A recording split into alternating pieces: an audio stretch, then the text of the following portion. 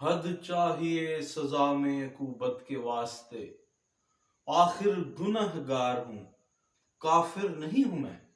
और शायद हमारे निज़ाम ने मियां मोहम्मद नवाज शरीफ साहब की बात इसी शेर के महफिल ज़मीर में समझ ली है। और एक और बात भी है, किसी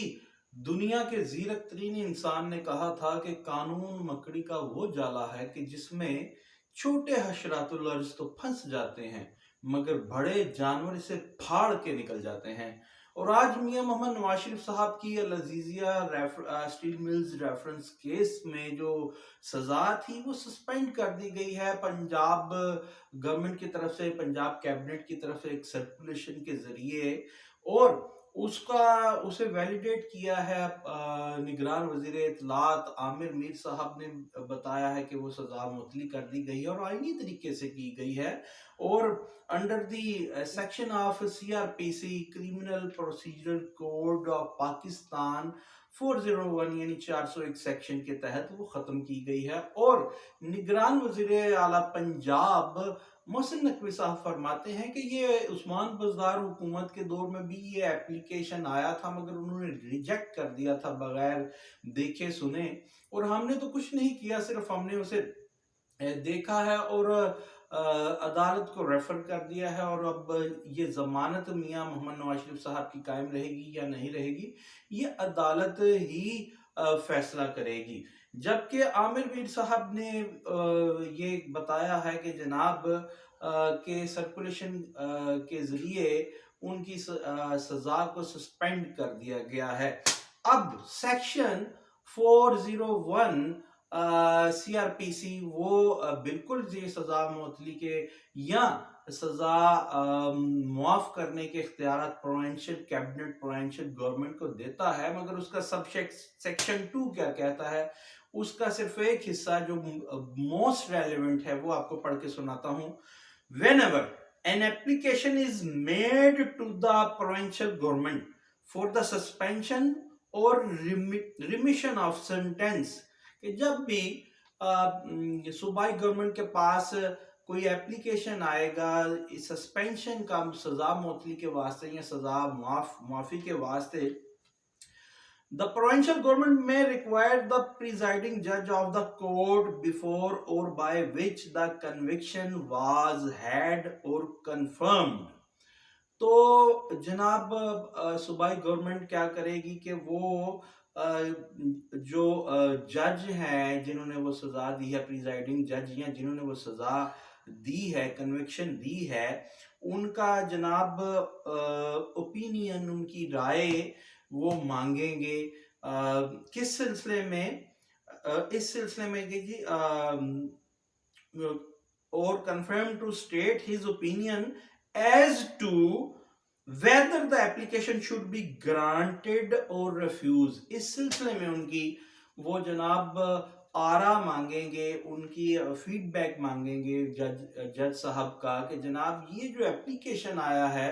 फॉर द सस्पेंशन और रिमिशन यानी सजा मुअत्तली या सजा की माफी के वास्ते, ये हम एक्सेप्ट करें या रिफ्यूज कर दें। और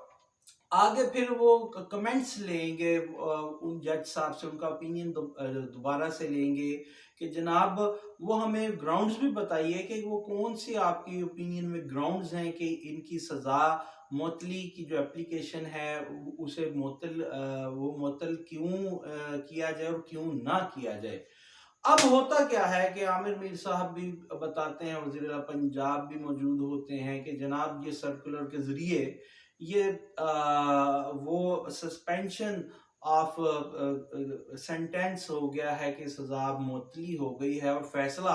वज़ीर आला पंजाब साहब, निगरान वज़ीर आला पंजाब कहते हैं कि जमानत कायम रहनी है कि नहीं, कोर्ट को छोड़ दिया है। तो सवाल ये होता है कि सेक्शन 401 सीआरपीसी का जो सब सेक्शन 2 है वो इंटरप्रेट कर रहा है कि आपको क्या प्रोसीजर अडॉप्ट करना है कि अगर किसी की एप्लीकेशन आती है, और जिस तरह मियां मोहम्मद नवाज शरीफ साहब ने एप्लीकेशन दी अपनी सजा मुअत्तली के खिलाफ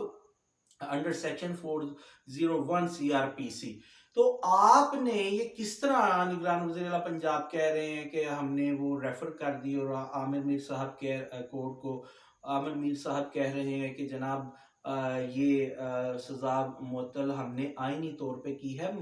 मामला तरीकाकार तो ये आईनी है, मगर यहाँ जो तरीकाकार बताया गया वो क्यों अडॉप्ट नहीं किया गया? ऐसी क्या उजलत थी, ऐसा क्या वो मामलात थे कि ओवरनाइट या ओवर डे आपने वो प्रोसीजर अडॉप्ट नहीं किया जो सेक्शन 401 का सब सेक्शन 2 कहता है कि आपको पहले तो ओपिनियन मंगवानी थी